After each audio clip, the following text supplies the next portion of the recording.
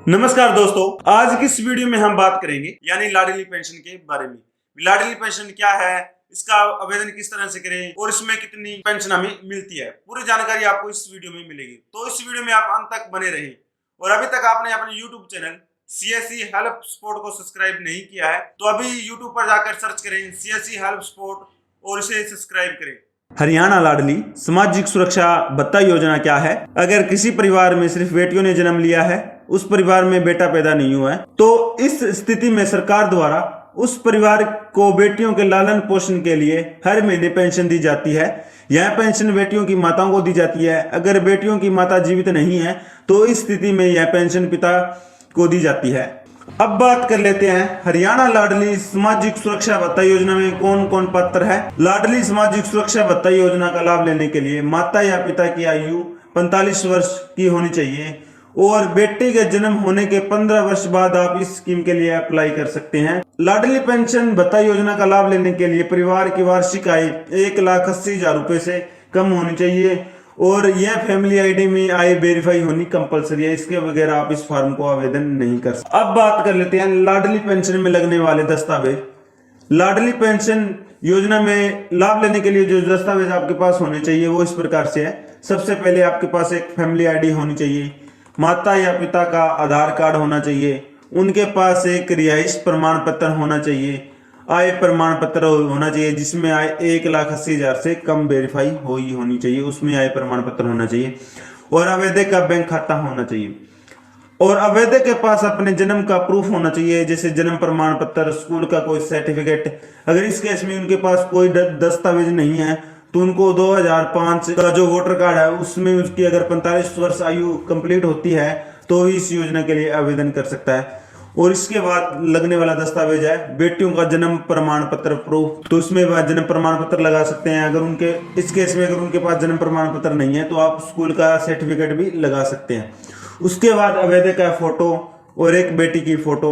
उसके बाद एक जो एप्लीकेशन फॉर्म है कुछ इस प्रकार से वो भी आपको यहाँ पर लगाना होगा। अगर आपके पास ये सभी दस्तावेज है और आप पात्रता रखते हो तो आप इस भत्ते योजना के लिए अप्लाई कैसे करेंगे? तो आपको अप्लाई करने के लिए हमारी इस वीडियो को पूरा वॉच करना होगा। तो अब चलते हैं अपने कंप्यूटर की स्क्रीन पर और आपको दिखाते हैं आप घर बैठे भी इस स्कीम का आवेदन किस तरह से करेंगे। नमस्कार दोस्तों, सबसे पहले आपको क्रोम पर सर्च करना होगा सरल हरियाणा और उसके बाद आप अद्वितीय सरल पोर्टल पर क्लिक करना है तो आप सरल हरियाणा की मेन वेबसाइट पर आ जाएंगे जहां से आप इस पेंशन के लिए अप्लाई कर सकते हैं। अगर आपका पहले से लॉगिन बना हुआ, आपने सिटीजन आईडी बना रखी है या अगर आप CSE है तो आपका यहाँ से लॉगिन करके आप स्कीम के लिए अप्लाई कर सकते हो। अगर आपका सरल नहीं बना हुआ है तो आप न्यू यूजर रजिस्ट्रेशन पर करके सिटीजन बनाकर भी इस पेंशन के लिए अप्लाई कर सकते हो। तो आप ये लॉगिन होने के बाद आपको यहाँ पर manage profile, apply for service और व्यू एप्लीकेशन स्टेटस दिखेगा। तो आपको अप्लाई फॉर सर्विस पर क्लिक करना है और व्यू ऑल अवेलेबल सर्विस पर क्लिक करना है और यहाँ पर आपको लिखना होगा लाडली। जैसे ही आप लाडली लिखोगे तो यहाँ पर लिखा आ जाएगा लाडली सोशल सिक्योरिटी अलाउंस पर आपको क्लिक करना है। एक आपको ये फॉर्म है जिस पर आपको सरपंच या नगर परिषद को इसे वेरीफाई करवाना होगा। सबसे पहले आपको यहाँ पर आवेदक की फोटो लगानी होगी और उसका डिटेल उस फॉर्म को पूरा भरना होगा, जैसे जिला, शहर, गांव, आवेदन की तिथि, माता का नाम। अगर माता जीवित नहीं है इस केस में आप पिता का नाम डाल सकते हो और पिता या पति का नाम। उसके बाद उसकी आयु, उसका स्थायी पता डालना है, उसके बाद उसका पिन कोड डालना है और आप इस फॉर्म को पूरा फिल करके और यहाँ पर अपने हस्ताक्षर करके और सरपंच, नंबरदार, वार्ड परिषद या राजपत्र अधिकारी से साइन करवा के इसे अपने पास रखने, इसको अपलोड करना होता है। प्रोसीड टू पर अप्लाई करना है। सबसे पहले आपको ये फॉर्म फिल करके उस पर साइन करवाना जरूरी है, उसके बाद ही आप इस फॉर्म को भर सकते हैं और आप I have a family ID पर क्लिक करना है। उसके बाद जो आपका फैमिली आईडी है वो आपको यहाँ पर डालना होगा और सेंड OTP पर क्लिक करना होगा। उसके बाद जो आपका रजिस्टर नंबर है उस पर एक OTP चला जाएगा और उसको आपको वेरीफाई करना होगा।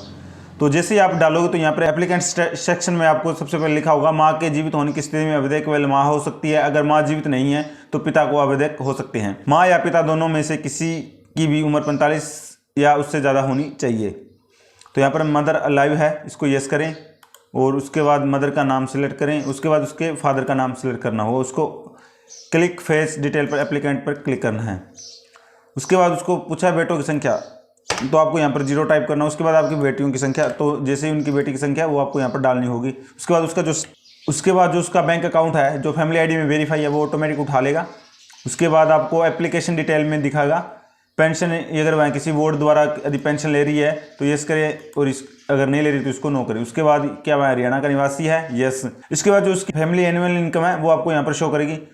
क्या वह हरियाणा सरकार के साथ कार्यरत है, अगर वो कोई गवर्नमेंट एम्प्लॉय है तो आपको यस करना है या इसको नो करना है। उसके बाद जो उसका चाइल्ड 1 में डिटेल डालनी है, उसके जो बच्चा उसकी आपको यहाँ पर डिटेल डालना है, उसका चाइल्ड बच्चा कौन सा है। उसके बाद उसकी एक फोटो डालनी है जो 20 से 50 KB के बीच में होनी चाहिए। और आपने फार्म को किससे वेरीफाई करवाया, सरपंच से करवाया, वार्ड मेंबर से करवाया, तो हमने सरपंच पर क्लिक करके उसके बाद जिसने फार्म को वेरीफाई किया है उस सरपंच का नाम आपको यहाँ पर डालना होगा। उसके बाद जो आपका ये कैप्चा कोड है वो आपको यहाँ पर फिल करना है।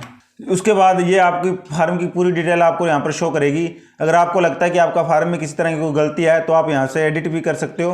अगर आपको लगता है कि आपका फार्म सही है, इसमें कोई गलती नहीं है, अटैच एनेक्स पर जाकर इसको क्लिक कर सकते हो। और यहाँ पर लिखा होगा प्री डिफिनेशन डॉक्यूमेंट, जो आपने फार्म है, जिस फार्म को सरपंच या नंबरदार से आपने वेरीफाई करवाया था वो फार्म आपको यहाँ पर अपलोड करना है। उसके बाद प्री वेरिफिकेशन रिपोर्ट में भी आपको यही वेरीफाई करना है, ठीक है जी। उसके बाद date of birth proof child 1 का डालना है। अगर आपके 1 से 2 बच्चे हैं तो आप इस वन वाई दोनों का ही डालना है। उसके बाद हरियाणा रेजिडेंट प्रूफ में आपको हरियाणा रेजिडेंट डालना है।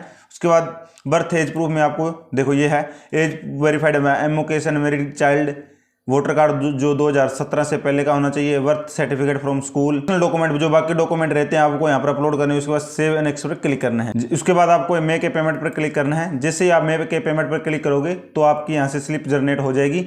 अगर आप CSC से अप्लाई कर रहे हो तो आपको ये मे के पेमेंट का ऑप्शन दिखेगा, अदरवाइज आपकी स्लिप यहाँ से सीधी डाउनलोड हो जाएगी। और इस फार्म को आपको अटैच करके जो डॉक्यूमेंट आपने जो फार्म वेरीफाई करवाया सरपंच उसके साथ अटैच करके आपको इसमें अपने सामाजिक कल्याण विभाग में इसको जमा करवाना होगा।